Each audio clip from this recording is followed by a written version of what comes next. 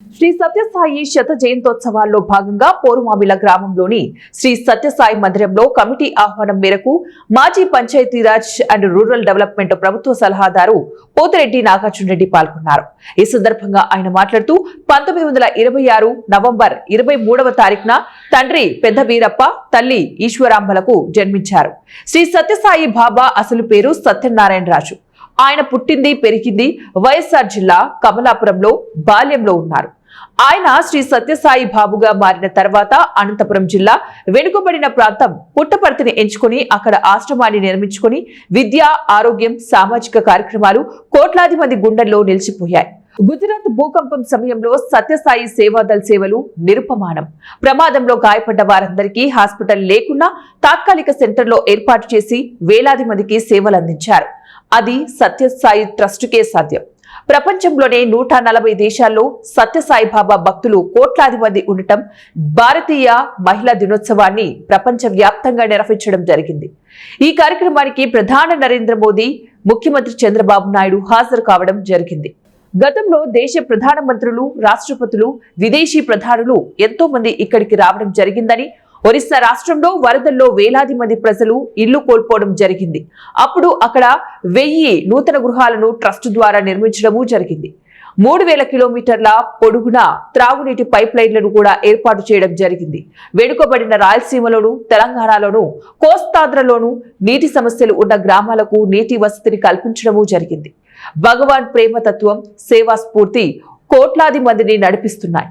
ప్రపంచానికి ప్రేమ, శాంతి, సేవ, మానవత్వం ఆయన చూపిన మార్గమని శ్రీ సత్యసాయి బాబా గురుగారు భూమిపై మనం చూసిన దైవ స్వరూపమని, వైద్య రంగంలో లక్షలాది మంది సామాన్య ప్రజలకు వైద్యం అందిస్తున్నారని, అలాగే విద్యారంగంలో లక్షలాది విద్యార్థులకు విద్యను అందిస్తున్నారని, ప్రకృతి వైపరీత్యాలు వచ్చినప్పుడు శ్రీ సాయి ట్రస్ట్ ద్వారా సహాయం అందిస్తున్నారని తెలిపారు.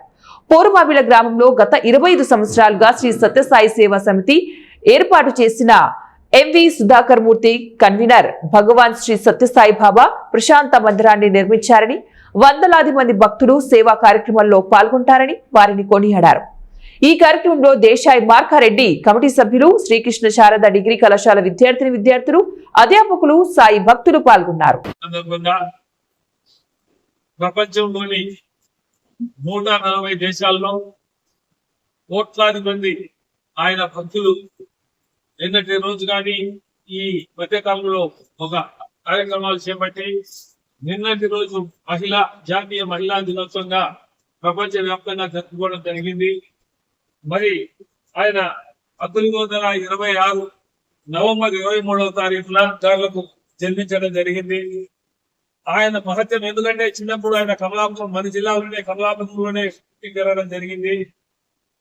ప్రపంచ శాంతి, సౌభాగ్యం, అదేవిధంగా ప్రజలకు సంబంధించి విద్య, వైద్యం, గ్రామీణాభివృద్ధి, ఈ విషయాల్లో ఆయన చేసినటువంటి సేవలు ప్రపంచంలో ఎవరు కూడా అంత గొప్పగా చేసిన స్వామీజీలు ఉండరు.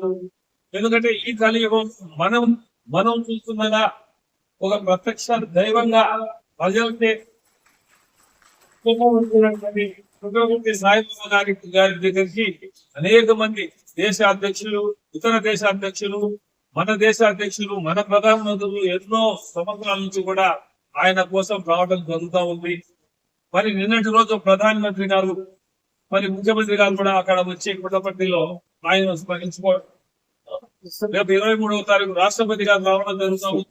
కాబట్టి ఆయన గురించి ఎంత చెప్పినా కూడా తక్కువే అవుతుంది. కాబట్టి మనం కూడా నేర్చుకోవాల్సింది ఏమంటే ఆయన మన అనంతపురం జిల్లా పుట్టపర్తిలో అక్కడ ఎందుకంటే అది ఒక ఎడారి కరువు ప్రాంతం, అక్కడ ఆయన అక్కడ నిర్మించి హాస్పిటల్లో పెట్టి అనేక కార్యక్రమాలు, విద్యా సంస్థలను పెట్టి బెంగళూరులో కావచ్చు కార్యక్రమాలు చేయడం జరిగింది. గుజరాత్ లో భూకంపం వచ్చినప్పుడు అక్కడ బిల్డింగులు లేవు హాస్పిటల్ సంబంధించి, ఇక్కడి నుంచి డాక్టర్లు పోయి అక్కడ మొబైల్ అక్కడ ఏర్పాటు చేసి వాళ్ళందరికీ కూడా ప్రాణభిక్ష పెట్టినటువంటి మహానుభావుడు మన సాయిబాబా గారు అని చెప్పేసి నిన్నటి రోజు